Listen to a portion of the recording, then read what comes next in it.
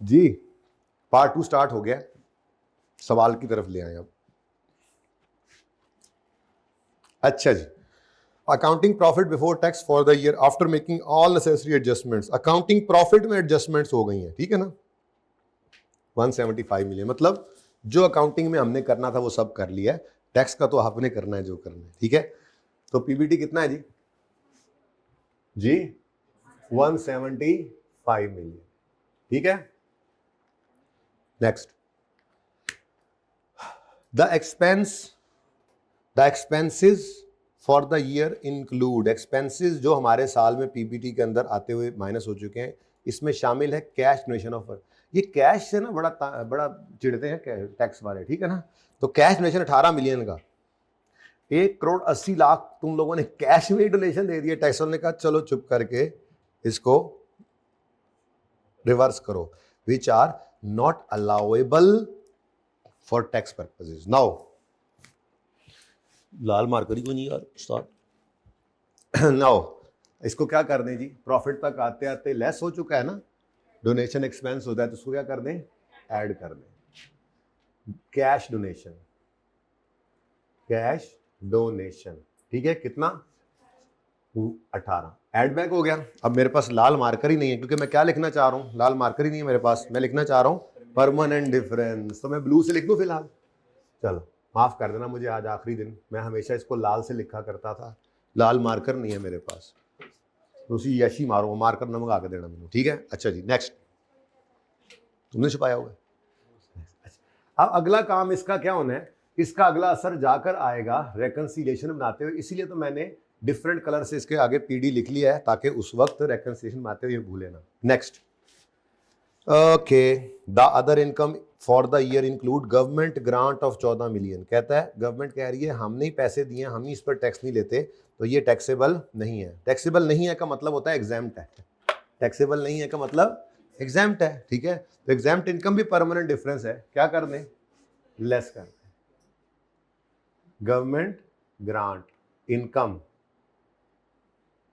क्योंकि वो क्या कह रहा है, अदर इनकम में शामिल है गवर्नमेंट ग्रांट, तो गवर्नमेंट ग्रांट इनकम रिकॉर्ड की हुई है, कितनी है 14 मिलियन, इसको क्या कर दो माइनस, ठीक है। ये भी एक परमानेंट डिफरेंस है। लो जी, दो चीजें तो मिल गई आपको रेकंसिलिएशन के लिए, बेहतरीन खूबसूरत मुफ्त के नंबर। यानी मुश्किल एडजस्टमेंट्स के साथ साथ आसान एडजस्टमेंट भी तो होती ही हैं, नंबर बराबर होते हैं। मुश्किल इसलिए आपको लग रही है कि आपके सामने कोई चीज पहली बार आई, ट्रीटमेंट तो ट्रीटमेंट है ना, अकाउंटिंग ट्रीटमेंट है। Next,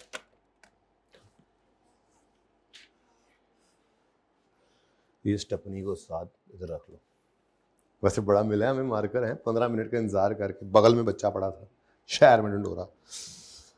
okay, the one and only your favourite adjustment has arrived, the accounting depreciation for the year on owned property amounted to 40 million, जिसमें इंक्रीमेंटल डेप्शन भी शामिल है। कई बार ये धोखा आप तो हमें दे चुका है भाई, अकाउंटिंग डेप्शन में इंक्रीमेंट डेप्शन शामिल ही होनी है। जब रीवैल्यू करते हैं, रीवैल्यू किया होगा ना उन्होंने, तो इंक्रीमेंटल डेप्शन भी पड़ी होगी, पड़ी है, आगे भी पड़ी होती है, कोई नवी गल, धोखा देते हो हमें, बस सीधी बात है। ये क्या है, अकाउंटिंग वालों की डेप्रिसिएशन, और whereas tax depreciation for the year is 60 million, और जिंदगी आसान कर दी उसने। रीवैल्यूएशन डज नॉट अफेक्ट, इसका मतलब क्या है, मतलब डीटीएल के लेजर में आपको वो वाली एंट्री नहीं करनी पड़ेगी, पीपीई वाली के डीटीएल बढ़ गया, याद आ रहा है, तो कह रहा है कि ये इफेक्ट नहीं डाल रही, ठीक है। तो इफेक्ट नहीं डाल रही तो बहुत अच्छी बात है, ठीक है। वो शायद इफेक्ट इसलिए नहीं डाल रही होगी कि ड्यूरिंग द ईयर सरप्लस नहीं अरोज हुआ होगा ना, या डेफिसिट, और जो दरमियाने वो इंक्रीमेंटल डेप्शन वाला मामला होता, तो हमने कहा था वो DTL/A के लेजर में ऑटोमेटिकली एडजस्ट हो जाता है, शायद इसीलिए ये काम नहीं हो रहा। बट हमारी तो ज़िंदगी आसान हो गई, देखो ना। ये तो पिछली दफ़ा वाला है, इस दफ़ा वाली ओपन करना पड़ेगा, IAS 12। पिछली बार वाला मिलेगा नहीं ना, कहाँ पे कराया था, ये तो मुझे याद आ रहा है कि हमने यहाँ पे करके सवाल किए थे, जब हमने IAS 12 और IAS 16 को मिक्स किया था, वो सुपीरियर वाला सवाल, पता नहीं सुपीरियर का क्या क्या था,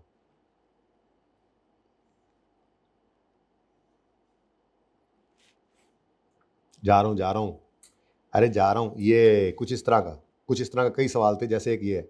अब इसमें ये ग्रीन लाइन DTL को हिट नहीं करती थी, सिर्फ येलो लाइन हिट करती थी, और येलो लाइन भी तब हिट करती थी जब DTL के लेजर में, ये टैक्स ऑन सरप्लस के लेजर में हिट पड़ती थी।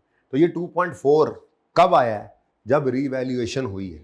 इस साल में रीवैल्यूएशन नहीं हुई, रीवैल्यूएशन ना हो तो ये ग्रीन लाइन तो फिर भी आती रहती थी। ग्रीन लाइन आई है तो ये 0.4 को हम क्या करते थे, DTL के लेजर में लेकर जाते थे, ये ऑटोमेटिकली हो जाता था जब हम ओपनिंग क्लोजिंग लेते थे, ठीक है ना। शायद इसी वजह से इसको उसने हमारी सहूलत के लिए इग्नोर करवा दिया खुद लिखकर। वैसे अगर surplus during the year arose हुआ होता तो फिर ये वाला मामला भी आता, DTL के लेजर में एंट्री भी पड़ती, ठीक है। खैर शुक्र है। तो जिंदगी तो आसान है, लेकिन जगह तंग है, जगह मुश्किल है।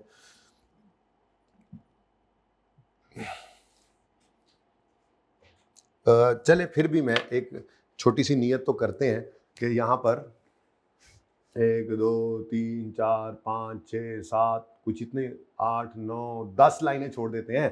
कोई ये वर्किंग चलेगी, वो पिछले साल वाली DTL वाली वर्किंग है, जिससे रिवर्स वर्किंग करनी है, वो भी इधर आ जाएगी, उम्मीद बड़ी है। यहाँ पे करके मैं 2 लेजर 2-3 लेजर इतने बनते हैं बना लेता हूँ, फिर बाकी फिर अल्लाह दी मर्जी, फिर बाकी उधर, ठीक है। अब वर्किंग नंबर 2,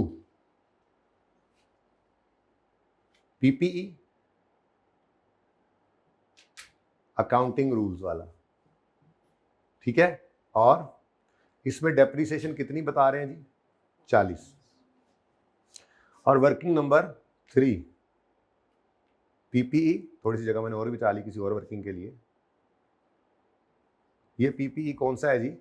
टैक्स रूल्स वाला।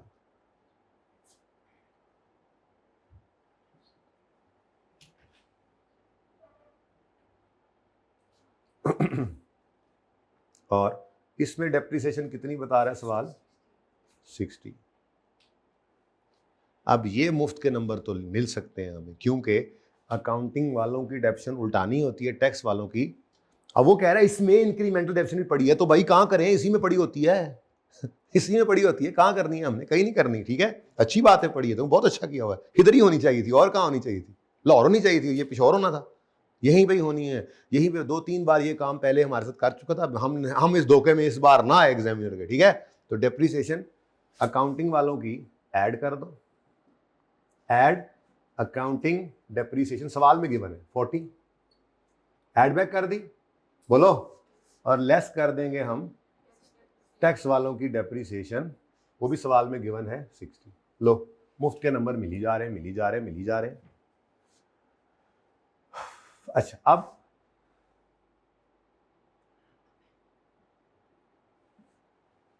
इसको भी पूरा करने की कोशिश कर सकते हैं।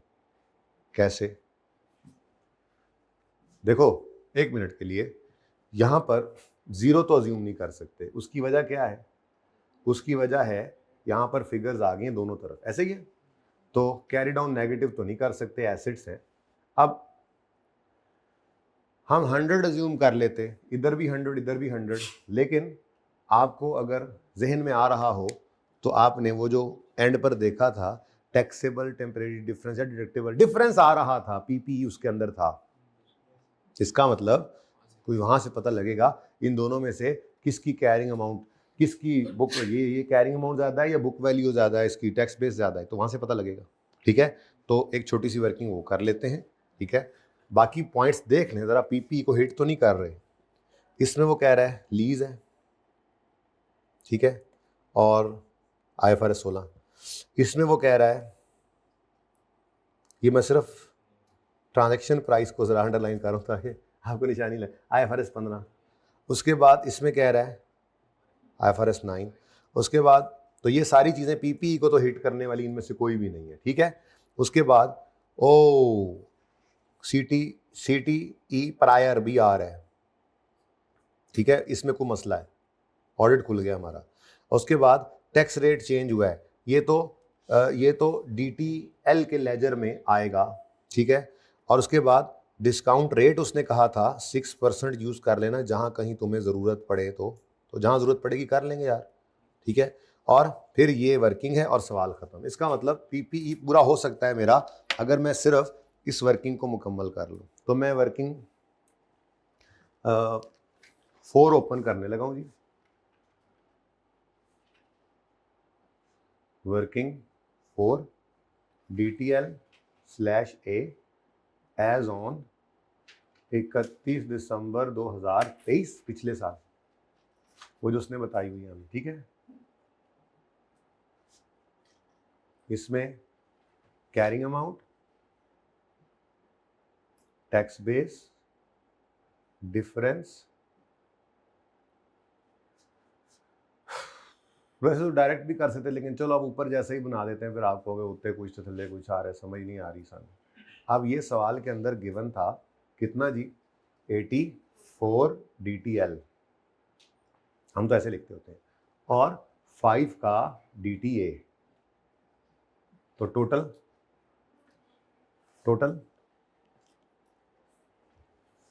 बोलो।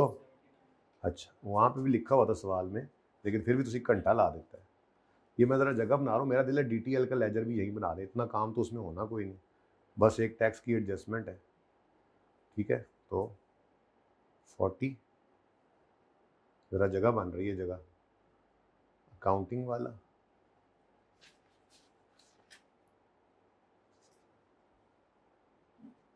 ब्रॉड डाउन, टैक्स रूल्स वाला, और उसके बाद यहीं पर मैं कोशिश कर रहा था कि हमारा DTL का लेजर भी बन जाए। तो वर्किंग नंबर 5, ज़रा ये मेन लेजर तो सामने हो ना, DTL/, ये इतना मेन नहीं थे लेकिन ये तो है।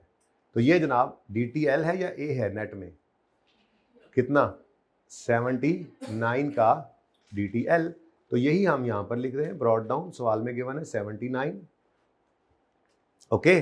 लेकिन हमें इससे क्या चाहिए था, रिवर्स वर्किंग। तो अगर टैक्स रेट पिछले साल 35% था, कहाँ लिखा हुआ है, corporate tax rate for 24 is 30% और 23 का 35, और कहीं पे ये नहीं लिखा हुआ कि 23 में खड़े होकर ये पता लग गया था कि अगले साल ये रेट होगा, या 24 में पता लग गया था, ऐसी कोई बात नहीं। तो नॉर्मल सर्कमस्टांसेस में 23 में नहीं पता था कि 23 का रेट क्या, 24 का रेट क्या होगा, तो 23 का रेट 35 है, 24 का 30 है, ठीक है। तो अब हम फिलहाल 23 की बात कर रहे हैं। तो अब रिवर्स वर्किंग करें तो डिफरेंस की फिगर कितनी निकलती है, 84 डिवाइडेड बाय 35 इंटू 100 करें तो 200। ये कौन सा डिफरेंस है, DTL जिससे निकला है, टैक्सेबल टेम्परेरी डिफरेंस। इसका मतलब क्या होता है, कैरिंग अमाउंट, ये क्या चीज है, प्रॉपर्टी प्लांट इक्विपमेंट है ना। तो प्रॉपर्टी प्लांट इक्विपमेंट में कैरिंग अमाउंट ज्यादा हो, टैक्स बेस से टैक्सेबल डिफरेंस आता है, या टैक्स बेस ज्यादा हो, तो ये पता नहीं, पर ये पता है कि ये इससे इतना ज्यादा था और ये ज्यादा था, टैक्सेबल डिफरेंस है, ठीक है। और 5 को कुछ भी नहीं करना, 5 ऐसे ही है DTA, क्योंकि ये क्या है, ये टैक्स क्रेडिट्स, तो टैक्स क्रेडिट्स पे ऑलरेडी रेट लग चुका होता है, तो ये टैक्स क्रेडिट्स ही यही आपका DTA था, और ये टोटल सवाल ने खुद बताया हुआ था, हमने तो सिर्फ उसको लिख लिया बस, ठीक है। लेकिन मुझे उसकी हेल्प से ये पता लग गया कि कैरिंग अमाउंट ज़्यादा है टैक्स बेस से। अब मैं अज्यूम कर लूं अगर कि ये 100 है, इसको अज्यूम 100 क्यों करना पड़ा, वरना मैं यहां पर क्या लिखता, यहां पर लिखता 240, यहां पर लिखता 0, पर मुझे यहां पर 100 इसलिए लेना पड़ा कि अगर यहां 0 लिखता तो नेगेटिव हो जाता। तो अब कैरी डाउन कितना आ रहा है, 40, ठीक है।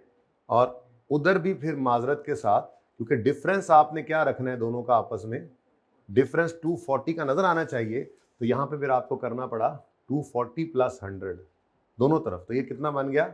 अब देखो डिफरेंस कितना है, ओपनिंग डेट पर कैरिंग अमाउंट टैक्स बेस से कितनी ज्यादा है, और ये कई बार हम कर चुके हैं, कोई नई चीज ये भी नहीं थी, ठीक है। तो कैरी डाउन बैलेंसिंग निकालो 300, ठीक है।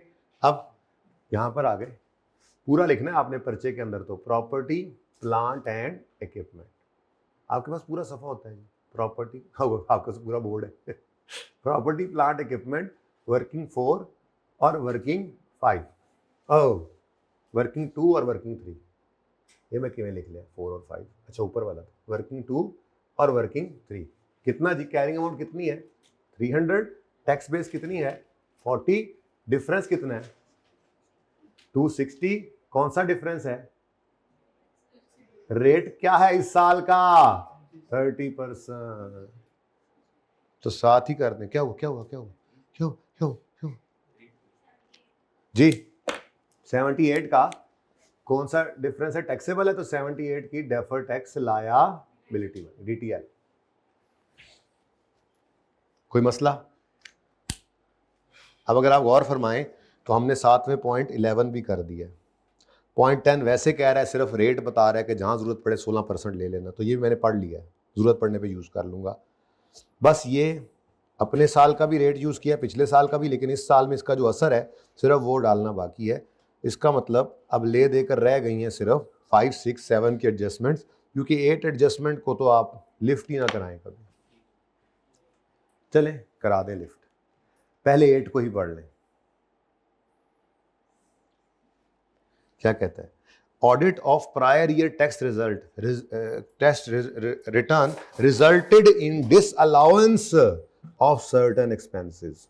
तो अगर आगे ना पढ़ो, आगे तो उसने लिखा हुआ है, आप उसको छोड़ो, आप मुझे बताओ अगर कोई सर्टेन कोई एक्सपेंस आपका डिसअलाउ हो गया है, मतलब आपने माइनस किया हुआ था तो उसको उन्होंने क्या कराया ऐड बैक, अब इससे क्या असर पड़ा होगा, टैक्सेबल प्रॉफिट बढ़ेगा और टैक्स लायबिलिटी भी बढ़ेगी, ठीक है सही है ना। अब वो उसने सारा कुछ खुद बताया हुआ था, लेकिन आपको नाम भी बताता तो आपको पता है क्या कहता है, ऑडिट प्रायर ईयर की टैक्स रिटर्न का हुआ resulted in disallowance of certain expenses due to lack of withholding tax reduction evidence, तो उनके पास एविडेंस नहीं था तो उन्होंने कहा डिसअलाउड है।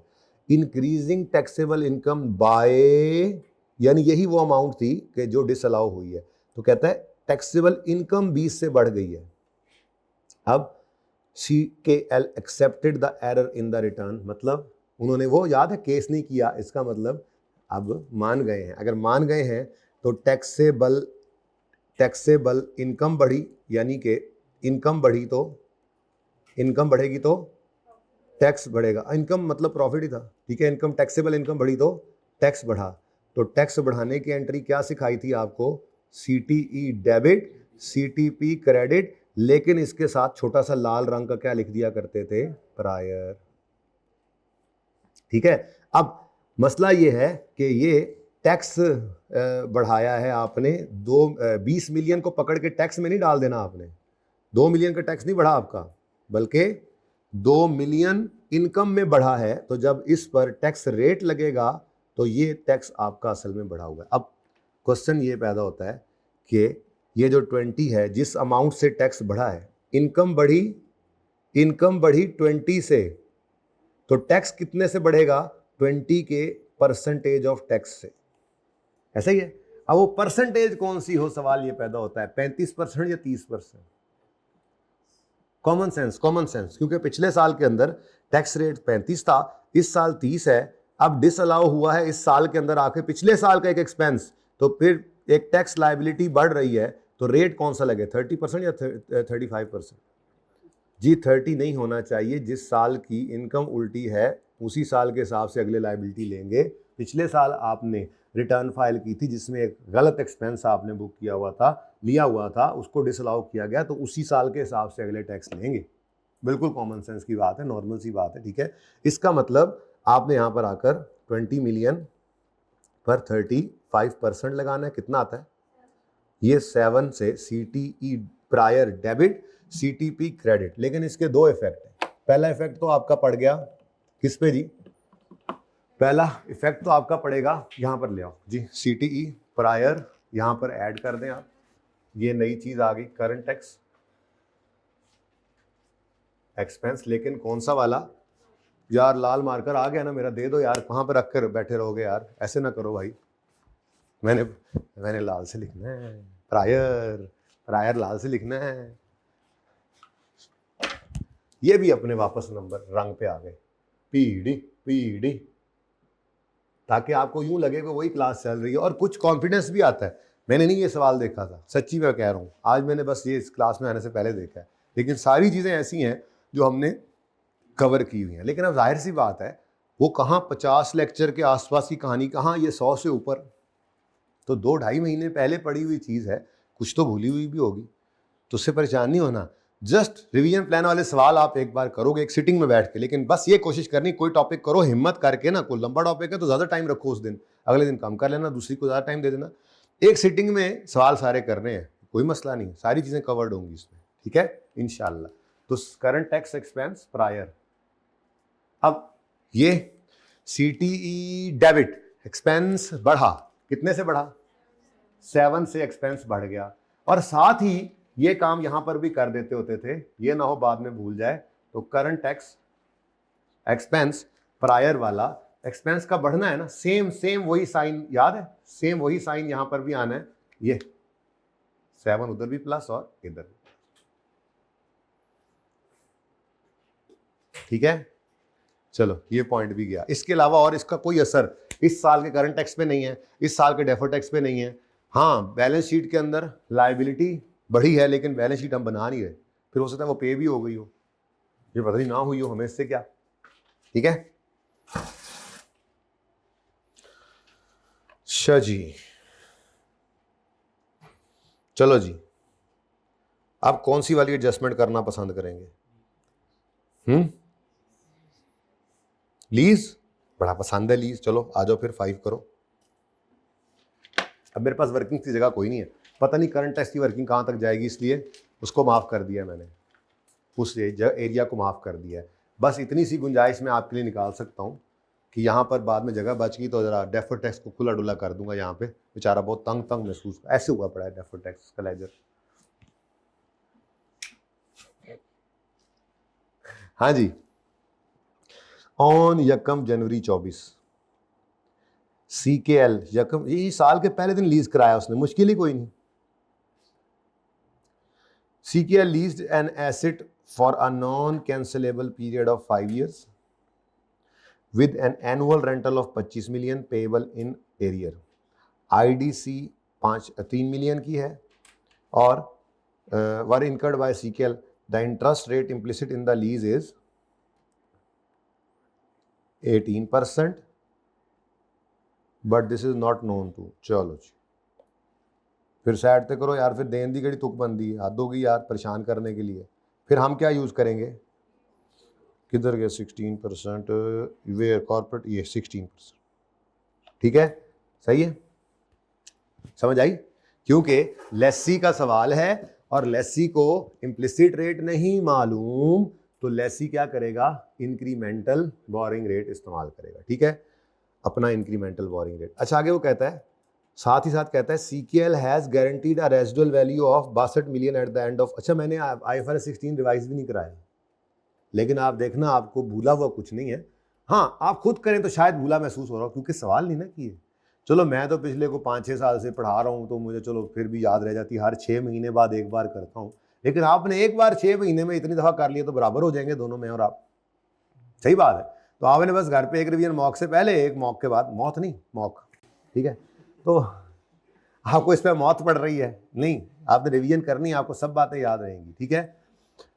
GRV का लेसर के पॉइंट ऑफ व्यू से कुछ याद है कि क्या था कॉन्सेप्ट? जरा सोचो, भाई को अभी तक याद है तो सबको अब याद आ जाएगा। सोचो जब वो गारंटी करके आया था 62 मिलियन, लेकिन घर आया था तो बानो ने कहा था सरताज क्या करके आया, ने कहा 62 मिलियन गारंटी करके आया। सरताज क्या लगता है तुम्हें, कैसे चलाओगे एसेट? आराम सुकून से चलाऊंगा, और एक्सपेक्टेड है कि 47 मिलियन उनको मिल जाएगा, तो एक्सपेक्टेड टू पे कितना है? अच्छा अब देखो कितनी सहूलत दे रहा है, वो चाहता है ICAP चाहता है पास हो जाए बच्चा, वो खुद बता रहा है, although it expects to pay only 15 million as the asset is expected to have a residual value of 47। तो residual value जब एंड पर 47 है, ये गारंटी करके आया 62, तो what is expected to be paid? 15। ये लेसी का सवाल है, इसने GRV expected to be paid लेनी, और अगर यही लेसर का होता तो एग्रीमेंट वाली वो कितनी लेता? 62। वो कितनी लेता जो गारंटी करके आया? टोटल GRV और UGRV भी लेता। याद आ रहा है? कोई नहीं, आ जाएगा याद जब रिवाइज करोगे तो इंशाल्लाह। फिलहाल तो मेरी हल्की फुल्की वाली रिवीजन चल रही है। अब अंडर टैक्स लॉज की यार बाद में बात करेंगे, पहले अपनी अकाउंटिंग तो कर लें, हमसे अकाउंटिंग संभाल नहीं जा रही, टैक्स लॉज बाद में देखेंगे। वैसे हमें पता है क्या होना है, क्या होना है, क्या होना है, हमने इंटरेस्ट लेसी का सवाल क्या दिल कर रहा है मेरा कि मैं ओपन कर ही लूं अगर IFRS 16, और उससे क्या हो जाएगा मैक्सिमम में अगर आपके सामने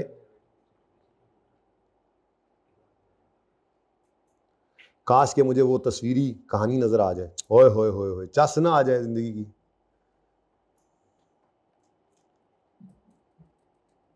इतना एरिया खाली, अच्छा ओके ओके ओके ये सौखे ओके के सौखे, ओए होए IDC, ओए होए होए ओए होए होए, या अल्लाह कितने तो लग जाए, पता नहीं कहाँ है, पता नहीं कहाँ। ये समरीज भी पढ़नी है अभी, फिर ही जाना है, रिवीजन इसी को कहते हैं और किसे कहते हैं।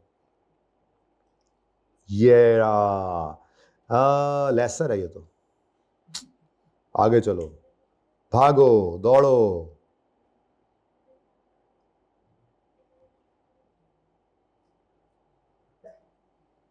वो कहीं तो होगा। ये जरा सोचो, GRV 20 मिलियन गारंटी करके आया, वादा करके आया 20 मिलियन। लेसी जरा सोचो, मैं ये सोच रहा हूं कि ध्यान से इस्तेमाल करूंगा, बानो को बता रहा था ये, हम याद करो मैंने बानो को बताया था ये, ठीक है। सोच रहा हूं कि ध्यान से इस्तेमाल करूंगा, लेसर को 30 मिल जाएगा तो कुछ भी ऐड ना करो, क्योंकि तुम तो गारंटी करके आए हो 20। और अगर मैं सोच रहा हूं कि मैं ध्यान से इस्तेमाल नहीं करूंगा, इसमें मैंने कहा था अन्य वाह इस्तेमाल करूंगा, माले मुफ्त दिले बेरहम समझ के इस्तेमाल करूंगा, लेसर को 15 मिलेंगे तो फिर 5 ऐड कर रहे हैं। तो अब लीज पेमेंट का फॉर्मूला हम बना रहे थे, लीज पेमेंट है, डाउन पेमेंट है कोई नहीं, रेंटल 25 रुपए के 4 के 5 जितने भी हैं, plus GRV expected to be paid, ये भी कहीं लिखा था, अरे यार मिल गया नहीं, ये lease payment down payment plus rental plus GRV amount expected to be paid by lessor. अभी लीज वाला सवाल हमने रिवाइज करना है, लेकिन लीज की रिवीजन हो गई, अच्छा हो गया जरा है, ठीक है। अच्छा, और छोटी सी बात, पहले आप बताओ लेसी के सवालों में, अब ये सबसे पहले टॉपिक्स में से है, दूसरे तीसरे नंबर वाला याद है बेटा आप लोगों को, प्लीज प्लीज कॉन्फिडेंट हो थोड़ा सा। लगता तो पेपर से एक दिन पहले भी यही है कि हमें कुछ नहीं आता, लग ऐसी रहा होता है, लेकिन पर्चे में जाके फिर 70-80% याद आ ही जाता है, 100% नहीं भी आता, ठीक है। अब सुनो, वही प्रेशर की वजह से होता है, आप लोग पर्चे से पहले फेल हो जाते हैं, पर्चे से पहले फेल ना हुआ करें, ठीक है। बाद में तो पास ही होंगे आप इंशाल्लाह, देख के पास ही होंगे। तो सुने, लेसी का सवाल है, नॉर्मल लीज है, क्योंकि ना तो शॉर्ट टर्म है ना लो वैल्यू है, तो नॉर्मल लीज है, तो PNL में क्या आता था, IFRS 16 रिवाइज हो रहा है, PNL में इंटरेस्ट एक्सपेंस लीज लायबिलिटी का और राइट ऑफ यूज की डेप्रिसिएशन। बैलेंस शीट में क्या आता था, राइट ऑफ यूज की बुक वैल्यू और lease liability current non current portion, और अगर एडवांस का सवाल होता था तो, लेकिन ये एडवांस का नहीं है इसलिए इंटरेस्ट पेएबल नहीं आएगा, चलो 1 से 2 बचत होगी, ठीक है। अब ये वाली चीज ऐसे ही आप लोगों ने सामने रखनी है, जब कोई सवाल एकदम आ जाना है और याद नहीं आना, तो आपने उस सवाल का सोल्यूशन नहीं देखना पागलों की तरह, बल्कि आपने आना है अपनी समरीज पे, ये है वो समरी। और यहां से वो देखो IDC भी बीच में ही रिवाइज हो गया, अभी उसकी बारी ही नहीं आई थी, IDC के बारे में तो बताया नहीं आप लोगों ने मुझे। IDC क्या होता था, राइट ऑफ यूज में ऐड होता था, IDC का कोई ताल्लुक नहीं, बारों बार IDC इंस्टॉलेशन और PV ऑफ डिसमेंटलिंग, इनका वर्किंग 1 वर्किंग 2 से कोई ताल्लुक नहीं, बारों बार जनरल एंट्रीज में जाती थी, राइट ऑफ यूज में ऐड होती थी बेसिकली। तो ये सारी बात यहां से आके रिवाइज करनी है। कोई सवाल सामने आ गया, सवाल सामने आ गया तो आपने इसको ओपन करना है, IDC इंस्टॉलेशन PV डिसमेंटलिंग, ये तीनों बारों बार जनरल एंट्री में जाएंगे। उसके बाद ये देखो PNL के अंदर interest डेप्शन, right of use, balance sheet के अंदर lease liability, interest payable, note हम बना नहीं रहे, कभी बनाना हो तो ये रिवाइज कर लेते, लेकिन फिलहाल वर्किंग 1 में लीज पेमेंट और उसकी प्रेजेंट वैल्यू, फिर ओनरशिप, विल ट्रांसफर या विल, GRV में विल नॉट ट्रांसफर होता है।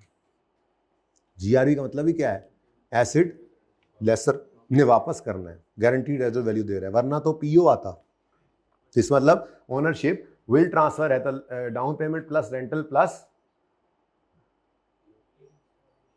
Ownership will not transfer. हाँ मतलब ये मैं ये कह रहा था, ओनरशिप वापस चली जानी, मतलब ओनरशिप लेसी को नहीं ट्रांसफर होनी ना, लेसी को नहीं मिलना, वापस देना, तभी तो गारंटी कर रहा है। तो down payment plus rental plus GRV expected to be paid, ये पहले डिसाइड कर चुके थे, ठीक है। और डेप्रिसिएशन के लिए क्या रूल है, अगर ओनरशिप विल ट्रांसफर है तो फिर यूजफुल लाइफ, ये तो विल ट्रांसफर नहीं हो रही, लेसी को तो ट्रांसफर नहीं हो रही, तो फिर शॉर्टर, तो यूजफुल लाइफ तो सवाल की थी नहीं, तो लीज टर्म पे ही डेप्सिट करना है, बस सारा लीज रिवाइज हो गया, ऐसे करना है। सवाल का सोल्यूशन देख लिया तो फिर क्या फायदा, यहां से देखो अप्लाई करो, इसको कहते हैं एक ही सवाल 10 बार करो, ऐसे करके करो, आपने 10 सवाल किए क्योंकि आपने कॉन्सेप्ट रिवाइज किया, जिससे नया सवाल बनना है, ठीक है। चलो अच्छा जी, अब जल्दी से ये वर्किंग कर लेते हैं। वर्किंग नंबर कौन सा बना हमारा? वर्किंग 5 हो गए। चलो वर्किंग 5 यहां कर लेते हैं। वर्किंग 5 लीज पेमेंट की डायरेक्ट पीवी निकालो, PV of lease payment. Working 6 कर लो बेटा, कोई मसला नहीं। पीवी ऑफ लीज पेमेंट तो 25, इधर देखो देखो 25 एरियर में है, कितने किराए होंगे? 5, क्योंकि एनुअल किराए हैं, ठीक है। तो 25 सारे के सारे आपने 16% के हिसाब से डिस्काउंट कर लेने हैं, और इस 15 को नहीं भूलना अपनी दुआओं में।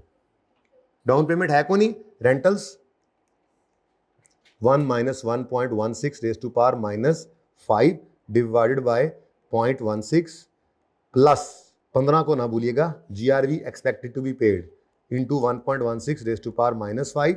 आंसर इज जी 89।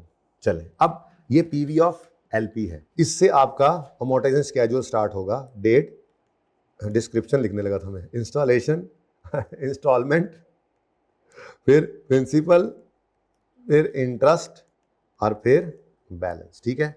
अब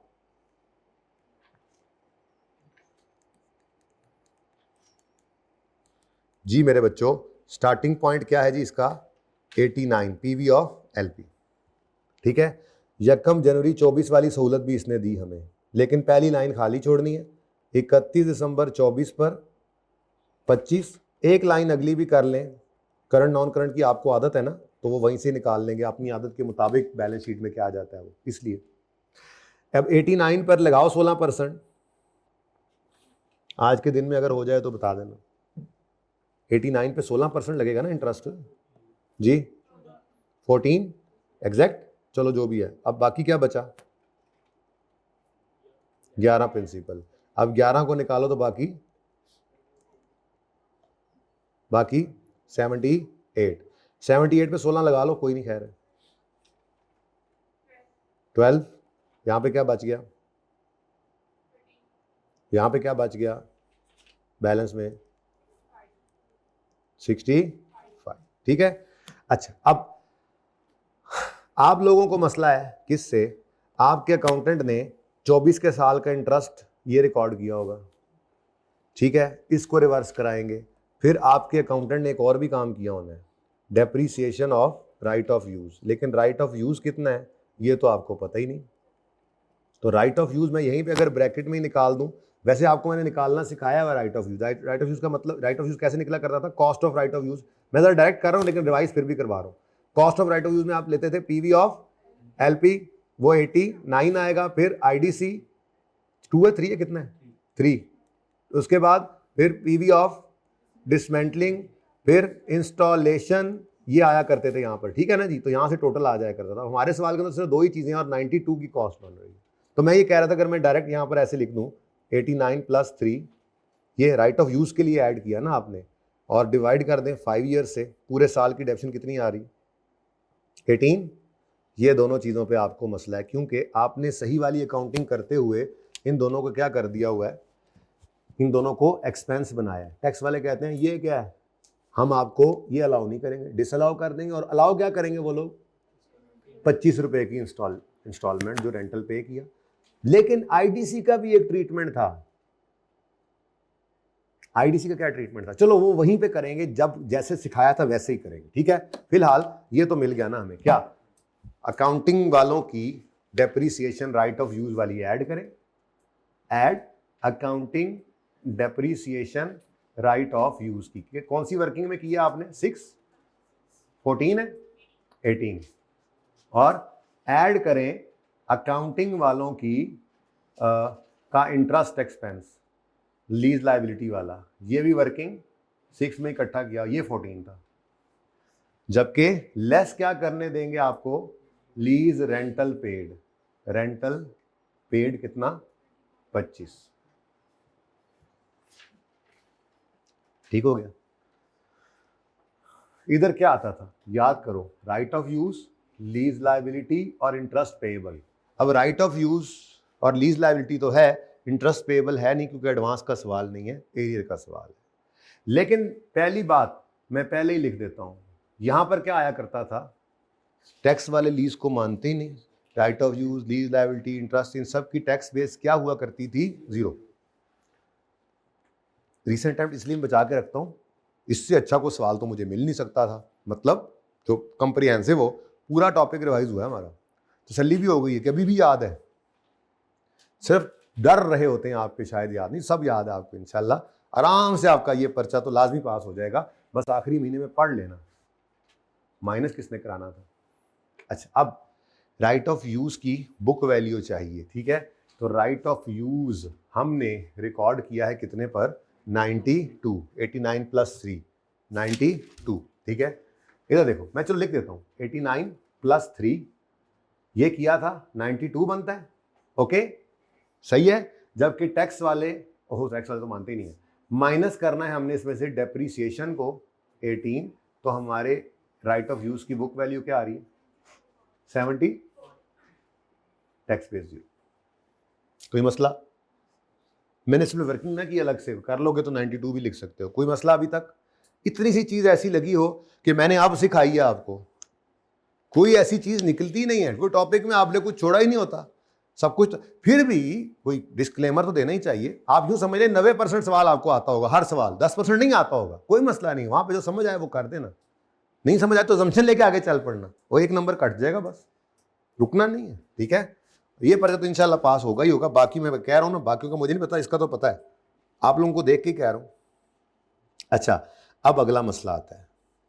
वो अगला मसला क्या है? ये 3 के बारे में, ये 3 आप देखो तो हमने रिकॉर्ड किया हुआ है एसिड में, बोलो एसिड में ऐड किया हुआ है ना। इसके बारे में कैसे सिखाया था आपको? मैंने कहा था ये बिल्कुल कैपिटल वर्क इन प्रोग्रेस वाले इंटरेस्ट की तरह से है, हम एसिड में ऐड करते हैं, ये मैंने इसलिए अलग करके दिखाया। हमने इधर ऐड किया, टैक्स वाले इसमें ऐड नहीं करते, और कहते हैं इसको यहां से निकालो, एक्सपेंस बना लो। आईडीसी बिल्कुल वैसा ही था, हम उसको लीज्ड एसिड की कैरिंग अमाउंट में ऐड कर रहे हैं, टैक्स वाले कह रहे हैं नहीं नहीं नहीं नहीं, ये 3 इधर है ना, इधर है, इधर 3 पड़ा है या नहीं पड़ा? पड़ा, मतलब इधर ना सही, इधर 92 में 3 पड़ा है या नहीं पड़ा? 3 पड़ा है। ये कहते हैं नहीं, ये कोई 3 नहीं है, 3 को यहां से निकाल कर अलाउ करते हैं, और बाकी 90 को भी वो नहीं मानते, बल्कि वो कहते हैं ये भी रेंटल्स में लो, 89 को जो भी है, ठीक है। बात समझ आई? तो इसका मतलब इस आईडीसी का ट्रीटमेंट ये होता था कि ये आईडीसी देखें, ये ऐसे, ये 3 यहां पर अलाउ नहीं कर रहे, हमने इसको एसेट बनाया, वो कह रहे ना जी ना, ये एसेट नहीं है, ये तो क्या है, ये तो अलाउड है आपको एज अ डिडक्शन, जब आपने ये इनकर किया है। तो ये ट्रीटमेंट अगर आप कहेंगे तो मैं जाकर दिखा भी सकता हूं जहां पर मैंने आपको ये करवाया था, चैप्टर तो खुला ही पड़ा है, उसको देखें जरा तसल्ली से, समझ आ रहा है? कहाँ खुला पड़ा यार, तो दूसरा चैप्टर खुला पड़ा है, एक तो कभी इधर भाग कभी उधर भाग, कभी इनके दर कभी उनके दर, कभी दर बदर। IAS 12 आ जा यार, IAS 12 तेरा शुक्रिया, हम कहाँ कहाँ से गुजर गए हैं जी। मुझे लगता है वो मैंने गुजार दिया तेजी में गुजर ही गए। चले खैर, ट्रीटमेंट याद आ गया तो बोलो। मेरा दिल था कि हम देख भी लेते एक बार इसको, आंखों से देखा हुआ जरा है, जरा अच्छा महसूसमेंट होती, पर मुझे नहीं मिल रहा यार। एक जगह सब इकट्ठे थे, जालिम पता नहीं कहाँ गए।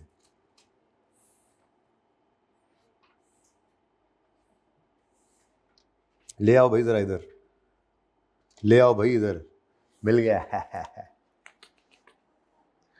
हमने 102 रुपए का एसिड बनाया था, इसमें 2 रुपए क्या है? आईडीसी है, ठीक है। वो कह रहा है कि 100 रुपया एसिड का था, 2 रुपए आईडीसी, ठीक है। तो टैक्स ये पता नहीं क्या, अच्छा ये 100 उधर ही रह गया था, ठीक है। लेकिन बाद में इसको भी क्या कर देना होता है, क्योंकि राइट ऑफ यूज को ही वो पूरे के पूरे को नहीं मानते। एनीवेज, ये 2 वहां से हमने कहा था निकालो, 2 निकालो, इधर एक्सपेंस ले लो, आईडीसी पेड, बाकी बचा 100। वो कहते हैं ये कौन सा 100 है ये भी नहीं है, तो वो बाद में ये भी 0 हो गया। यही हुआ यहाँ पे, सेम यही ट्रीटमेंट था आपके सामने, ठीक है। चले खैर, तो ये आईडीसी भी हो गया। लीज लायबिलिटी, हाँ लीज लायबिलिटी की कैरिंग अमाउंट रह गई है, तो हम जैसे निकालते थे हम आज भी वैसे ही निकालेंगे। अपने साल की आखिरी पेमेंट के नीचे लाइन लगाएंगे, और 13 को हम करंट में शो करते थे, 65 को नॉन करंट में, हम आज भी ऐसे ही करेंगे, 13 जमा 65 करके शो कर देंगे। हमें क्या मुसीबत पड़ी, हम अलग से कोई काम करें? तो 13 जमा 65 टोटल 78। अब यहाँ पे ना वर्किंग नंबर 6 जो किया उसका रेफरेंस दे दो कि वहाँ से ये फिगर्स उठाइए, जाके देख लो भाई आप भी, ये ना समझना हमने साथ वाले से देख के उठाई। लो जी, lease is over. Current tax उधर उधर उधर उधर उधर उधर रखो यार, दिखाना बोलना भी। करंट टैक्स की हद तक भी और डेफर्ड टैक्स की हद तक भी। हाँ ये जरूर है, आप कहो कि ट्रीटमेंट पूरा कर दिया है, काम भी पूरा कर दो, तो कर दे जी 74। अब मैं क्यों सोचूं, पर्चे में बैठा हूं आज, मैं तो वही रूल लगाऊंगा कि कैरिंग अमाउंट ज्यादा है टैक्स बेस से तो एसेट की तो टैक्सेबल डिफरेंस, लायबिलिटी की है तो डिडक्टेबल डिफरेंस। रेट इस साल का 30 साल के साथ फटकाई जाओ इनको भी। 22 DTL, 23 DTA। अब पूरा है ये सारा का सारा ट्रीटमेंट। आगे बढ़ो यार, ये तो आसान काम है, बस थोड़ा सा मुश्किल लगेगा आपको, लेकिन नहीं अभी नहीं लगेगा, ताज़ा पड़ा हुआ है। लेकिन ये सोच आपकी नहीं आएगी, हैं ऐसे भी आ सकता है। अब यही फाइनल अकाउंट में भी ऐसे ही आ सकता है, इस दफा शायद फाइनल अकाउंट्स के अंदर आ जाए एडजस्टमेंट इसी तरह से। तो आपका नॉलेज पूरा होना चाहिए IFRS 15 का, आपको पता हो P&L में क्या जाता है, बैलेंस शीट में क्या जाता है। अगली बात जो मर्जी करवाता रहे, करेक्शन करवाए, ओरिजिनल एंट्री करवाए, डिस्कशन मांगे, फाइनल अकाउंट में दे, IAS 12 में दे। तो पढ़ो। ऑन 1 अप्रैल 24 हमारे साल को 3 महीने गुजरे थे शुरू हुए CKL delivered a product to customer for 140 transaction price. It was agreed that 20% of transaction price is payable upfront. कितना बनता है 20%? 28। तो बाकी बैलेंस 80% कितना बना फिर? 112। 112 के बारे में कह रहा है while remaining 80% is payable at the end of significant financing component. How are you? Are you fine? Welcome. We have just 23 रह गए. We have just learnt you and you have come. Wow, welcome. आगे कहता है under शंडर छोड़ो, पहले इसको पढ़ ले, हमने क्या किया, होना क्या चाहिए था असूली तौर पे, ठीक है। वर्किंग नंबर 6 नहीं, फिर 6 7। हाँ जी, अब भाई डिलीवरी आज है और कैश बाद में, ऐसा ही है। कुछ 80% सही, तो 80% सही। बननी तो लायबिलिटी है कि एसेट, लायबिलिटी के एसेट। सेल तो पीवी में बुक होगी, तो फिर डेटर बनेगा और इंटरेस्ट इनकम आएगी। ओके, आ जाओ फिर, आपकी वर्किंग है। डेट,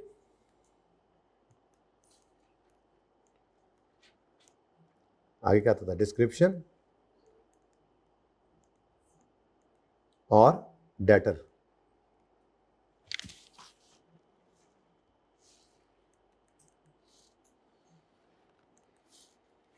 लो भाई, अब 1 अप्रैल 24 पर हमने सेल बुक करनी है। मैंने आपको कहा था अपनी तरतीब को नहीं छेड़ना। तो अगर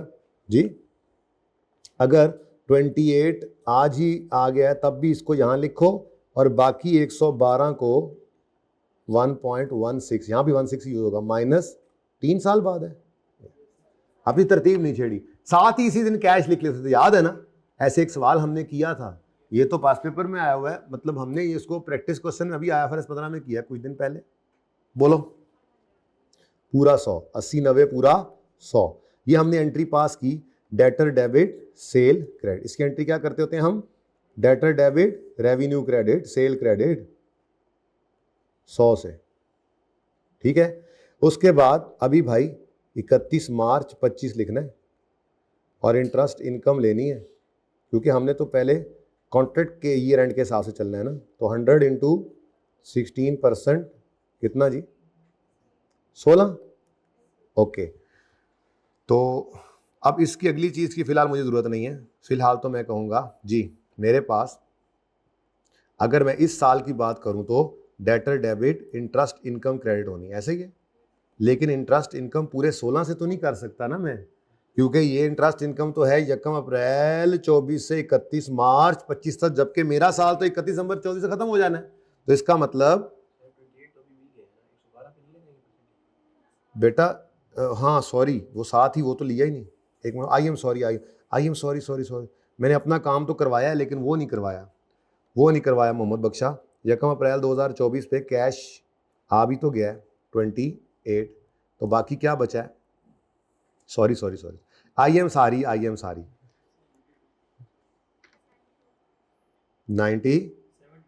72 ओके 72 आ गया। अब 72 पर बिल्कुल सही फरमाया आप लोगों ने, माजरत ये मैंने यहीं पे ऐड कराया था, साथ ही लेस भी तो होना था। भाई की घंटी बाज उठी जी, 12 कोई, अच्छा फिर भी ये नहीं करना। अब ये एंट्री भी साथ ही करो ना, ये एंट्री करवाते तो मैं क्यों भूलता। कैश डेबिट डेटर क्रेडिट हो चुका है, कितने से? सेल नहीं, कैश आ गया उसी दिन। ये दूसरी एंट्री, और तीसरी एंट्री क्या करेंगे, ये रेंट पे खड़े होकर इंटरेस्ट की एंट्री करेंगे, debtor debit interest income credit. लेकिन इसके बारे में कह रहा था कि ये पूरे साल की है, हमने इसको क्या करना है, 9/12। ऐसे कितना अच्छा फिगर निकला है, पता नहीं अब राउंडिंग का डिफरेंस सवाल में ना निकला हुआ हो, हमारा तो बड़ा सीधा सीधा जाएगा। आप राउंड नहीं ना कर रहे, लेकिन दोनों तरफ चला रहे हैं तो कोई मसला नहीं है, इससे गलती नहीं है, कोई गलती नहीं है ये, ठीक है। सोल्यूशन में हो सकता है राउंडिंग का, देख लेना वैसे सोल्यूशन में। अच्छा कर भी रहा है तो खैर अब हमने नहीं चेंज करना, वैसे कह रहा हूं, लेकिन अगर आप घर पे मैच करो ना इसको। कौन सा सवाल नंबर है, 7वां नहीं 8वां। ये एक डेसिमल यूज कर रहा है, तुसी नहीं कीता, अल्लाह तानू पूछे। चलो खैर अब तो जाने दो जी। अब हालांकि इंटरेस्ट 12 बनता था लेकिन हमने 9 लिखा। अब अगली बात भाई, हमने सेल कितनी बुक की है, 100, और हमने उसके बाद इंटरेस्ट इनकम कितनी बुक किया है साल में, 9। अब टैक्स वाले या तो इसको मान लें या नहीं मानेंगे, तो हमें ये उल्टाना पड़ेगा और टैक्स वालों की बात माननी पड़ेगी, ठीक है। आगे कहता है अंडर टैक्स लॉस, वो कहता है भाई सानू नहीं समझ आती थोड़े IFRS दी, ये पता नहीं क्या बात है। Full transaction price means 140 is taxable in the year of delivery. ओ यानी वो कह रहा है तुम 140 रुपए पूरे को इनकम बुक करो। इसका मतलब हमारा प्रोग्राम तो गया।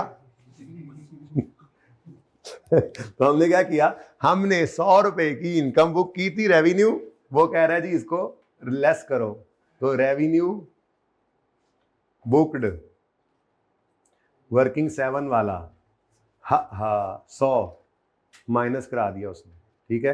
वो कहते हैं मैंने इस पे नहीं टैक्स लेना।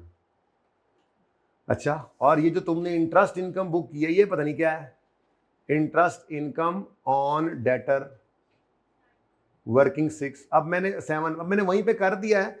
अगर वहां वाला ना करे ना, वर्किंग 7 मैंने ये एंट्रीज ना की होती तो मैं इस 12 को 9/12 वहां पे शो कर देता, ठीक है ना, कोई मसला। कितना, 9। और वो कह रहा है बेटा जी पूरे 140 पे मुझे चाहिए टैक्स, यानी इनकम में ऐड करो पूरा 140। तो ऐड कर दिया फुल ट्रांजैक्शन प्राइस। अब ऐड हो गई, उसमें टैक्स लग जाएगा, ये माइनस कर दिया उसने।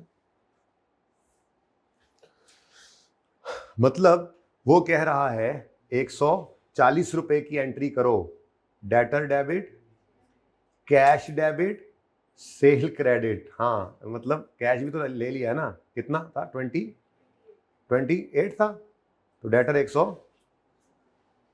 ये सही है। चलो तोड़ के एंट्री कर लो जैसे आपका दिल कर रहा है।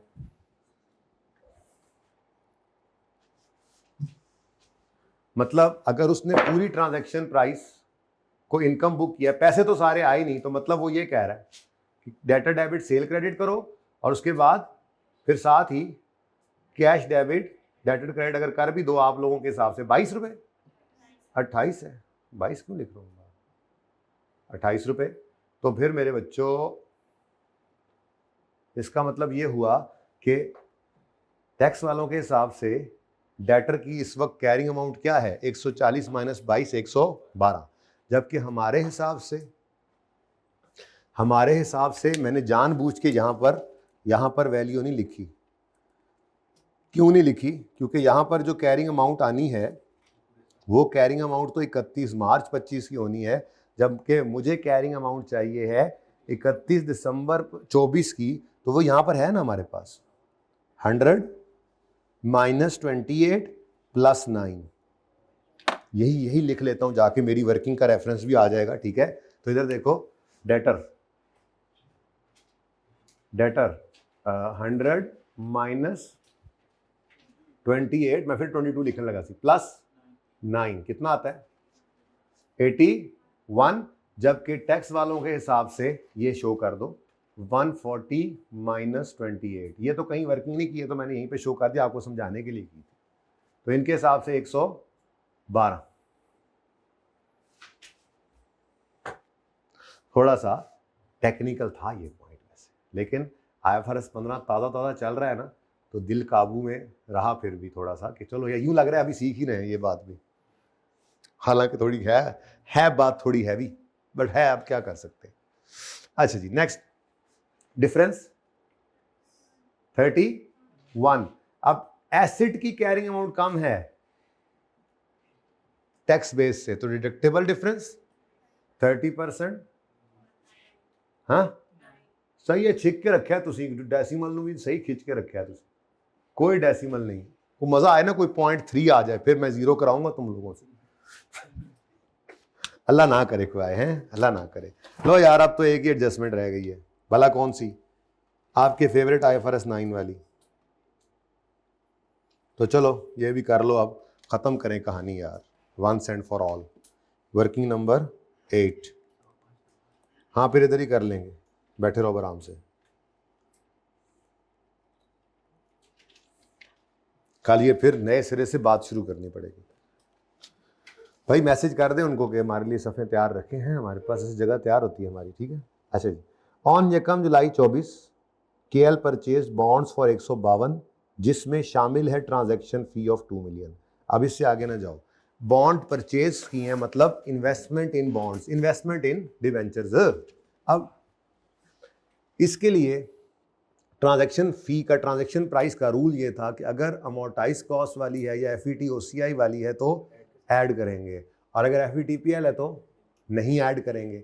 लेकिन अब इसमें मसला ये है कि 152 में 2 मिलियन शामिल है, तो अगर तो अमोर्टाइज कॉस्ट या FET OCI हुआ तो फिर पड़ा रहने देंगे, FETPL हुआ तो माइनस करना पड़ेगा। सवाल में आगे वो कहता है नॉमिनल वैल्यू बॉन्ड की कितनी है? नॉमिनल वैल्यू किसे कहते हैं जी? फेस वैल्यू को। वो कितनी है जी? 180 मिलियन। यानी अगर interest rate with interest payments of 7% due on 30 जून, मतलब ये 7% किस पे लगना है? हाँ, कूपन रेट है, किस पे लगना है? 180 पे फेस वैल्यू। ठीक है, चलो। Okay, the effective interest rate, ओए इफेक्टिव रेट भी दे रहा है, लगता है अमोर्टाइज कॉस्ट की तरफ ले जाएगा या FET OCI पे। And CKL intends to hold until maturity amortised cost पे रखना है, तो इसका मतलब ओ भाई 2 मिलियन जितने पे हैं प्यार है, 152 में 2 मिलियन शामिल है, let it be there. Transaction price मतलब हाँ कहते थे purchase price plus transaction cost, 150 plus 2 करना होता था तो फिर 152 बनता था, बनाया हुआ है पहले। ठीक है, the market value of bond. भाई देखो, 2 चीजें इग्नोर करनी है। पहली चीज, चलो वो तो इग्नोर नहीं करनी, वो वैसे पड़ी हुई सामने ही है, इसका क्या करना है? अगर OCI होता तो फिर हम इसको उठा के फेयर वैल्यू पे ले जाते और DTL वाला मसला आता। FETPL होता फिर इसको उठाकर FET पे इसको इस पर लेकर जाते और गेन लॉस PNL में होता, रिवर्स करना पड़ता, क्योंकि टैक्स वालों ने तो इनको मानना नहीं होता। टैक्स वाले सीधे सीधे चलते हैं, कितने का इन्वेस्टमेंट की? 150 की? नहीं जी 152 की। नहीं 2 तो तुम्हें हम अलाउ करेंगे एज आ रिडक्शन, अभी बाकी रहेगा 150, रखो अपने पास। जिस दिन बेचोगे तो देखेंगे ये 150 वाला अगर 180 का बिका तो 30 रुपए के ऊपर तुमसे गेन ऑन कैपिटल गेन, इसके ऊपर टैक्स लेंगे, और अगर लॉस पे आया तो माफी दे देंगे। ठीक है, आगे उसने ये लिखा हुआ है under tax laws transaction fee is allowable expense in the year of payment while interest income is taxable on receipt basis and capital gain is taxable on. अब ये दोनों ही मामलात ईजी हो गए ना, क्योंकि रिसीट होनी है अगले साल 30 जून 2025 में जाके, तो इंटरेस्ट हमने इनकम बुक की होनी है, उन्होंने कहना रिवर्स करो, ऐड कुछ भी नहीं होगा, मतलब ऐड बैक करवाएंगे और लेस कुछ नहीं होगा। दूसरी चीज़, हमने इंटरेस्ट एक्सपेंस इफेक्टिव रेट वाला बुक किया होगा, वो भी रिवर्स करा देंगे। हमारा एसेट तो पता नहीं अमोर्टाइज कॉस्ट पे होगा, उनका 150 पे ही शायद पड़ा होगा। अब देखते हैं ये सारी कहानी, उसके लिए हमें तो अपनी तरतीब से वर्किंग कर लेनी चाहिए। हम IFRS, यानी ये अच्छा टॉपिक भाई ने सेलेक्ट किया, इसमें मैंने आपको माशाल्लाह से आज 3 टॉपिक्स रिवाइज करा दिए तकरीबन है। IFRS 9 आ जाओ, क्या होती थी वर्किंग, डेट, आगे होता था इंटरेस्ट एक्सपेंस, बल्कि इनकम एक्सपेंस होगा, इनकम होगी, income, interest income effective rate पर, interest income at the rate of, ये इफेक्टिव रेट ही लिख लो ना, कितना इफेक्टिव रेट कितना है, इफेक्टिव रेट कितना है देख कर बताएंगे, आज का दिन मुझे नहीं मिल रहा, मनु लाभ भी नहीं रहा, ये 7%, ठीक है, बहुत रोले पे आ गए ना, ठीक है। और कूपन रेट कितना है, इफेक्टिव रेट 7, इफेक्टिव 10 है और कूपन 7 है, ठीक है। तो ये कितना आ गया जी, 10%, ये बैलेंस पे लगेगा, ठीक है ना, eight the rate of 10% on balance. याद है ऐसे ही लिखा करते थे, लंबी लंबी कहानी लिखते थे ताकि ये पक्का हो, पेपर वाले दिन याद रहे। तो ये वो दिन आ गया था जिस दिन इसको याद रखना था पता नहीं याद रहा कि नहीं। उसके बाद इंटरेस्ट रिसीव्ड होगा eight the rate of 7% on rupees 1, कितना है, फेस वैल्यू कितनी थी, 180 मिलियन, ठीक है। अब ये पक्का एक ही फिगर आती थी, याद है ना जी। चलो जी, ले फॉर्मेट आपका गर्मा गर्म फॉर्मेट तैयार है जी। ओके नेक्स्ट, अब एंड में आता था आपका बैलेंस का कॉलम, जिसमें आपका जो ये डिबेंचर होता था, ये अमोर्टाइज कॉस्ट पर शो होता था, यही इसकी अमोर्टाइज कॉस्ट। अब 1 जुलाई 24 purchase price plus transaction cost, तो ऑलरेडी उन्होंने प्लस करके 152 दिया हुआ है भाई मेरे। और 30 जून 25, कभी भी हमने सवाल के ईयर एंड के हिसाब से नहीं देखा था, चाहे वो लीज थी, चाहे वो IFRS 15 आया, चाहे वो IFRS 9 होता था, हम इनके साल के हिसाब से चलते हैं और बाद में अपने साल को देखते हैं, ठीक है। अच्छा, तो 30 जून पर 152 पे 10% लगा तो कितना आया, अब आपने 15 ही कहना है, मुझे पता है, क्योंकि आपने कहीं भी 0.2 यूज नहीं किया। ध्यान करना, पर्चे में 1 डेसिमल यूज कर लेना, ओके। आप तो चलो चलने दो। और 180 का 7%, 12 या 13 कर लो ना, फिर अब कर लिया तो कर लो जी। तो अमोर्टाइज कॉस्ट क्या आ रही है, मैं ये नहीं लिखना चाहूँगा, उसकी वजह पूछो, ये अमोर्टाइज कॉस्ट होगी 30 जून 25 की। अगर आपको बैलेंस शीट पे शो करना है तो 31 दिसंबर 25 वाला करना है।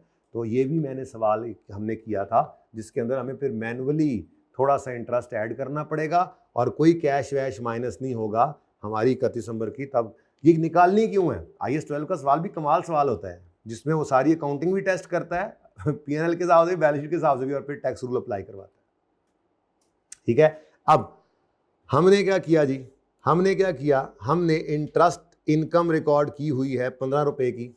ये क्या कहेंगे जी, चलो शाबाश प्यारे बच्चों, इसको क्या कर दो, रिवर्स कर दो, ठीक है जी। लेकिन क्या पूरे 15 मिलियन को रिवर्स कराएगा, हमने तो पूरे 15 मिलियन को रिकॉर्ड ही नहीं किया होगा। हमने ईयर एंड पर, देखो मैं इसकी एंट्रीज भी कर देता हूँ, आपको कर देता हूँ ऐसे ही, ठीक है। हमने डे 1 पे एंट्री पास की होगी, एंट्री से जरा समझ आ जाती है बात, ठीक है। इन्वेस्टमेंट इन डिबेंचर्स डेबिट और कैश क्रेडिट 152 से। अब बीच में ईयर एंड आ गया। अब ईयर एंड पे हमने क्या किया, हमने सिर्फ इंटरेस्ट इनकम की एंट्री करनी है, जिसकी एंट्री होगी इन्वेस्टमेंट इन debenture debit, interest income credit. लेकिन मसला क्या है, पूरा 15 मिलियन, जैसे ऊपर पूरा 12 मिलियन इनकम रिकॉर्ड नहीं की, यहाँ भी पूरा 15 मिलियन रिकॉर्ड नहीं कर सकते थे। अखीर कर दी यार इसने ऐसे सवाल में। अब आंखें खुल रही हैं कुछ लोगों की कि अच्छा ये सब कुछ भी देखना था सवाल में, ओके। तो जितनी प्रैक्टिस करके जाएंगे उतना अच्छा है, कम से कम 2 रिवीजन्स, ओके। तो 15 मिलियन ये एक मुश्किल सवाल था अगर आप परिचय में कहें तो, लेकिन डूएबल है, फिर भी आप ये देख रहे हैं। तो बाकी आसान में फिर क्या मामला होगा, सुभान अल्लाह, कंसोलिडेशन का सवाल आप पहले ही कर चुके हैं खुद। I-37 का डिस्कशन कल करनी है, 10 मिनट लगने हैं, ठीक है, वो भी कर लिया है, वो भी होमवर्क दे बैठा था, असल में ना भूल गया था, मुझे याद ही नहीं रहा था, टर्म टेस्ट में था वही। 10% आ गया और 15 निकल चुका है। इसको क्या कर दो, इसको 6/12 करो। इनकम कितनी बुक करोगे? अब 8 कर रहे हैं, अल्लाह तानू पूछेगा। चलो अब फिर काबू रहना, आप फिर ये परेशान हो ना बाद में फिर सोल्यूशन मैच करते हुए अपने आई कैप के साथ। अच्छा जी, अब 8 मिलियन का इंटरेस्ट। अब देखो हमने क्या किया है, ये इनकम बुक की है, टैक्स वाले कह रहे हैं ये क्या है यार, एक तो हमसे ये रिवर्स करवाएगा, ठीक है, तो 8 मिलियन को रिवर्स करेंगे। दूसरा क्या करना पड़ेगा, दूसरा उसने क्या कहा है, तुमने क्या किया, बिल्कुल आईडीसी जैसा ट्रीटमेंट है, तुमने क्या किया इसके साथ भाई, ये ट्रांजैक्शन फी के साथ। हमने कहा जी हमने तो एसेट में डाला हुआ है जैसे तुमने आईडीसी को राइट ऑफ यूज में डाला था, बिल्कुल वैसे ही यहां पर किया हुआ है। चलो चलो, जैसे आईडीसी मैंने अलाउ की थी वैसे ही, कितने लिखा है, under tax laws transaction fees and allowable expense in the year of payment, ठीक है। तो इसका और इंटरेस्ट इनकम को टैक्स लगाएंगे रिसीट बेसिस पे, वो तो हुई नहीं, गेन जब आएगा तब, वो भी नहीं बिका। इसका मतलब टैक्स में सिर्फ एक ही मसला है कि उन्होंने कहा है कि ये जो 2 मिलियन है इसको आप एक्सपेंस ले लो, हमने एसेट बनाया हुआ था, ठीक है। तो इसका मतलब ये हुआ कि हम अपनी अकाउंटिंग कर लेते हैं जी। हमारी अकाउंटिंग क्या होगी, हमारी अकाउंटिंग में सबसे पहले मैंने 8 को रिवर्स कर देना, ठीक है। अब ये सवाल में पहली बार कर रहा हूँ, एंड तक कोई चीज़ रह जानी तो मैंने माफ़ कर देना, ठीक है, चीज़ें बहुत ज़्यादा। ओके, नेक्स्ट यहाँ पे तो करो ना, हमने इनकम रिकॉर्ड की थी, ओहो इनकम रिकॉर्ड की थी तो रिवर्स करना है तो लेस कर दें जी। लेस कितना है जी, इंटरेस्ट इनकम ऑन क्या चीज है, बॉन्ड है, वर्किंग नंबर 8 का रेफरेंस दो, 8, क्या हुआ, सही है। अच्छा, उसके बाद वो कह रहे हैं, इधर देखो कि ये जो बॉन्ड है ना, bond is a financial liability, बल्कि यूं लिखता हूं, सॉरी फाइनेंशियल एसेट, इन्वेस्टमेंट इन बॉन्ड्स, ठीक है। तो इसके बारे में मैं यूं लिखता हूं, सिर्फ फिलहाल 2 की बात करूं, हमने 2 को एसेट बनाया हुआ है, वो कह रहे हैं ना एसेट नहीं है, इसको यहां से निकाल लो। अब ये दोनों लिखना, यहां से 0 कर दो इसको और यहां पर ले आओ, ये क्या है ट्रांजैक्शन, आगे क्या था, ट्रांजैक्शन क्या था, फी, वहां पे जो लिखा हो ट्रांजैक्शन फी पेड, उन्होंने कहा इधर ले लो। बाकी क्या बचा, बाकी अब हमारी लड़ाई है। हमारी इन्वेस्टमेंट बॉन्ड वाली नजर आ रही है बैलेंस शीट में कितने पर, 152 + 8, माइनस अभी कुछ नहीं हुआ। मैंने माना कि ये इंटरेस्ट रिसीव्ड जो माइनस होता था तो फिर आपकी फिगर आती थी, पर मसला ये है वो तो अगले साल जाके माइनस होना है, तभी तो वो कह रहे हैं इनकम रिसीव नहीं हुई तो कोई टैक्स भी नहीं लेना। तो हमारा सिर्फ 152 जमा वो जो इंटरेस्ट है थोड़ा सा वो हुआ है 152 प्लस कितना 8, जबकि टैक्स वालों ने क्या कहा है 2 रुपए तो तुम्हें अभी अलाउ करते हैं, जिसका मतलब उनके हिसाब से इन्वेस्टमेंट कितनी है 150 की, प्लस उन्होंने कहा है जब इंटरेस्ट आएगा तब देखेंगे। इसका मतलब वो इंटरेस्ट को भी ऐड नहीं कर रहे, रिसीट को माइनस नहीं कर रहे, कुछ भी नहीं कर रहे, ट्रांजैक्शन को भी ऐड नहीं कर रहे, इसका मतलब उनका तो 150 पर ही पड़ा है। अगर आप यूं लिखना चाहो तो भी कोई मसला नहीं है, 152 में से 2 माइनस करके उन्होंने इधर अलाउ कर दिया है, यहां पर उन्होंने क्या छोड़ दिया है जी 150, जबकि हमारा कितने में पहुंच चुका है 160 पे।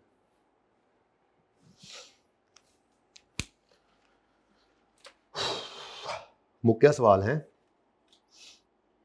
तो डिफरेंस कितना आ गया 10 का डिफरेंस है, एसेट तो टैक्सेबल टेम्परेरी डिफरेंस 30% है, तो DTL 3 रुपए का आ गया। देख लो को और चीज ना आ जाए, ये तो हो गया खत्म। समझ आया कि ना, हाँ कि ना, चले। अच्छा, अब ये रेट का इम्पैक्ट लेना है और एंड पर ये क्रेडिट जो हमें मिल रहा है, अगर तो ये सारा एडजस्ट हो गया तो अच्छी बात है। करंट टैक्स पहले निकाल लेते हैं ना, अगर तुम्हारी टैक्स लायबिलिटी यानी टैक्सेबल इनकम और फिर उस पर टैक्स ऑन टैक्सेबल इनकम अगर 5 से ऊपर आता है तो फिर तो ये सारा टैक्स क्रेडिट एडजस्ट हो जाएगा, और अगर उससे कम आती है तो कुछ अनयूज्ड फिर हमारे इस साल भी आना है, इसलिए फिलहाल मैंने इसको रोक दिया है। हो सकता है हमारी डेफर्ड टैक्स की वर्किंग के अंदर कोई और चीज़ भी आ जाए। अच्छा चलो, तो फिर टैक्स रेट का इम्पैक्ट है, नो डाउट ये इसकी एंट्री हो सकती है। अगर बात करें तो इसकी एंट्री हो सकती है। रेट चेंज का इम्पैक्ट भी ले लेते हैं। तो रेट चेंज का इम्पैक्ट लेना है, इधर देखो, इधर देखो, ये कैसे लेंगे? जब यहाँ पर हमारे पास रिक्वायरमेंट बी वाला कैरी डाउन आएगा, ये लिखेंगे बी भी इधर, ये अभी आया नहीं, ठीक है। जब ये आ जाएगा तो उसके बाद फिर ये है 35% पे, ये है 30% पे, तो फिर वो इधर आएगा 30%। याद है? अब मैंने कहा था ये हमारा रेट होगा, तो फिर 30% पर इसको लाने के लिए 5 इधर माइनस करना होगा, ठीक है, सही है। लेकिन यहीं पे कर दो, इसको भी कर ही दो, ये इंपैक्ट भी निकाल ही लो, निकाल लेते हैं, बल्कि रहने दो, एंड पे निकालते हैं। अब सारा सवाल हो चुका है जी, सारा सवाल हो चुका है। मेरे ख्याल से तो आप एक आधी लाइन में छोड़ के एहतियातन कर रहा हूँ, कुछ चीज़ मिस ना हो गई हो मुझसे। आप यहाँ पर टैक्सेबल प्रॉफिट निकालें कि टैक्सेबल प्रॉफिट कितना बनता है।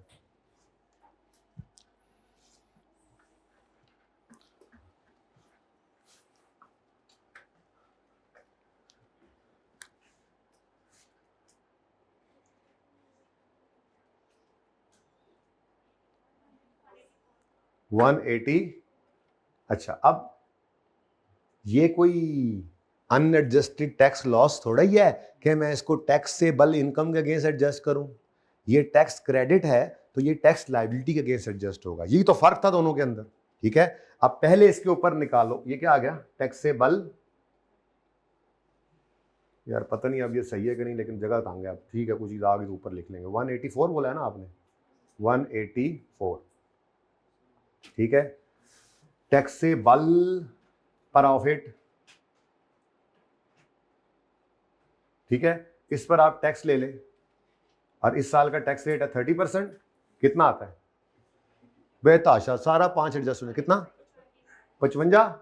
अब ये 55 की आप एंट्री करने ही लगे थे, क्या आपको ख्याल आया ओ ये तो टैक्स क्रेडिट है जो कि एडजस्टेबल है अगेंस्ट टैक्स लायबिलिटी। ये कितना है? 5। तो आपकी तो मौज लग गई जी, है जी, यशी लग गई। तो आपने इसको लेस किया, यहां से आके लेस टैक्स क्रेडिट, सारे का सारा 5 एडजस्ट हो गया। बाकी क्या लायबिलिटी बची जी? इसकी डबल एंट्री करो, ये आपका टैक्स है, इसकी डबल एंट्री करो। सीटीई डेबिट, सीटीपी, अब ये 50 इधर आ गया। डेबिट मतलब बढ़ाओ, सॉरी यहां पे तो बढ़ाना ऐसे ही करते थे, डेबिट मतलब बढ़ाओ, ठीक है। तो 50 से करंट टैक्स एक्सपेंस क्या हो गया आपका? डेबिट ठीक है। और इसका मतलब ये भी हो गया, इसका मतलब ये भी हो गया कि अब ये 5 जो अनयूज्ड टैक्स क्रेडिट था, अनयूज्ड था, ये अनयूज्ड था, हो गया यूज, तो अब अगले साल ये नहीं आना, ठीक है। यहां पर फिर कितना? माइनस, माइनस क्या मतलब? पहले बताओ, 71 बोला है आपने, deferred tax liability, minus plus के साथ तो मैं चलता ही नहीं हूं, मुझे क्या पता ये क्या है। अब ये आ गया जनाब 71। अब मामला क्या है? मामला ये है कि ये पड़ा हुआ है 35 पे, सही है, और ये पड़ा हुआ है, अब इस 79 को उठाकर ले जाने लगे थे आप कि एक छोटा सा कैच यहां पे भी है, और वो कैच ये है कि ये 5 जो है, ठीक है, ये 5 इसमें नहीं है, ठीक है, इसलिए इस 5 को छोड़कर सिर्फ 84 की बात करनी है, ठीक है। ये 84 ही है जो इसमें था और फिर इसमें भी है।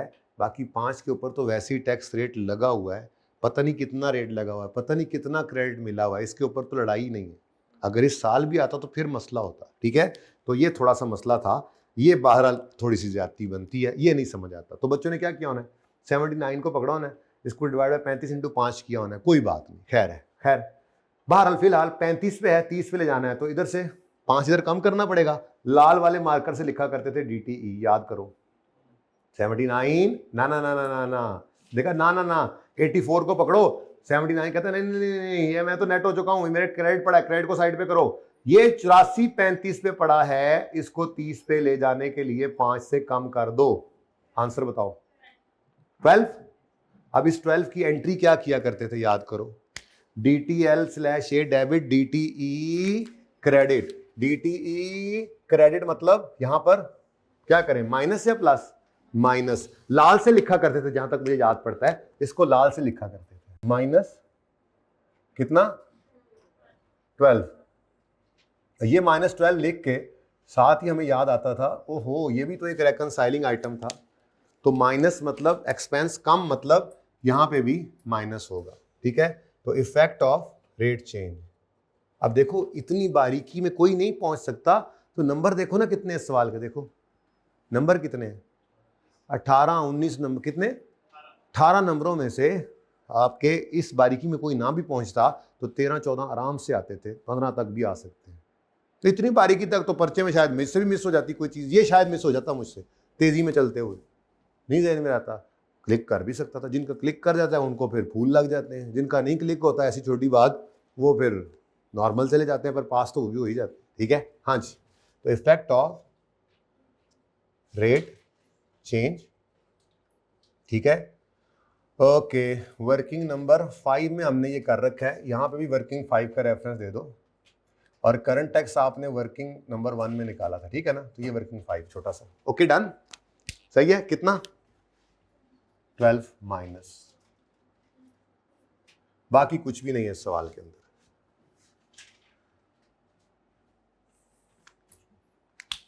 बाकी कुछ भी नहीं कहता, कुछ बचा है वैसे।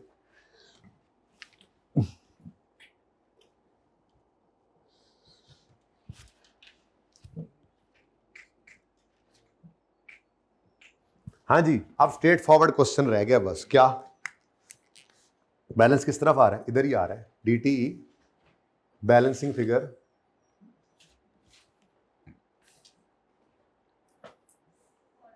हाँ 4। अब इस 4 की डबल एंट्री देखो, DTL/A का account credit, DTE debit, DTE debit, debit मतलब एक्सपेंस को बढ़ाओ, बिल्कुल ऐसे ही करवाया था ये काम, ठीक है। तो टोटल बताओ जी, माइनस में कितना आ रहा है, -8, और यहां पे आपका टैक्स एक्सपेंस आ गया टोटल कितना, 49। अल्लाह करे अब मैच भी हो जाए, नहीं तो फिर आधा घंटा लग जाना है, पहले ही काफी लेट हो गया। 79, ठीक है जी। अब PBT पकड़ो 175, इस पे लगाओ 30% है, oh my God, plus minus करो, मैच होता है। हाँ जी, 2 PD तो लिखे हुए हैं एडे वड्डे वड्डे, उन्होंने तो ना भूलो, मुफ्त के नंबर भूल गए हो मुश्किल वाले पॉइंट करते करते। तो यही साइन उठाओ, ऐड, ये हमने क्या किया था जी, प्लस किया था, ये हमने किया था माइनस, यहां पर भी होगा प्लस। प्लस क्या है जी, tax effect of cash donation. तो टैक्स इफेक्ट ब कैश डोनेशन लिखो, आगे टैक्स इफेक्ट ब्रैकेट में निकाल लेंगे। तो कैश डोनेशन साइन लिख लिया, अब सीखा हुआ अपने जमाने में कि इतना लगना चाहिए था, इतना लग गया, छोड़ो बस, अब डायरेक्ट करो काम, ठीक है। कितना है जी, 18 इंटू 30% जी, 5 प्लस हो गया। एक और भी था, लेस गवर्नमेंट ग्रांट, कितनी है जी, 14 एग्जाम्प्ट इनकम 100% जी, 4, या अल्लाह खैर, बोलो 49, मुबारकां चुटी। तो सोचा तो था IS-37 का सवाल भी डिस्कस करूंगा, लेकिन अब वो कल करेंगे इंशाल्लाह। लेकिन आपने IS-37 के सारे MCQs करने हैं, सारे, थोड़े से ही हैं, देखो जरा। IFRS 15 के MCQs देख लेने हैं, कोई मसला हो तो पूछ लेना है, ठीक है। और फाइनल अकाउंट के सिर्फ कौन से MCQs करने हैं, सिर्फ कौन से MCQs करने हैं, सिर्फ कौन से MCQs करने हैं, ये रेजोनेंस हो रही है, मेरी आवाज़ की रेजोनेंस हो रही है, सिर्फ कौन से MCQs करने हैं, भला कौन से MCQs करने हैं जो मैंने आपको लिख कर दिखाए थे। वो फोटो कहाँ गया यार, वो भाई का फेवरेट फोटो कहाँ गया?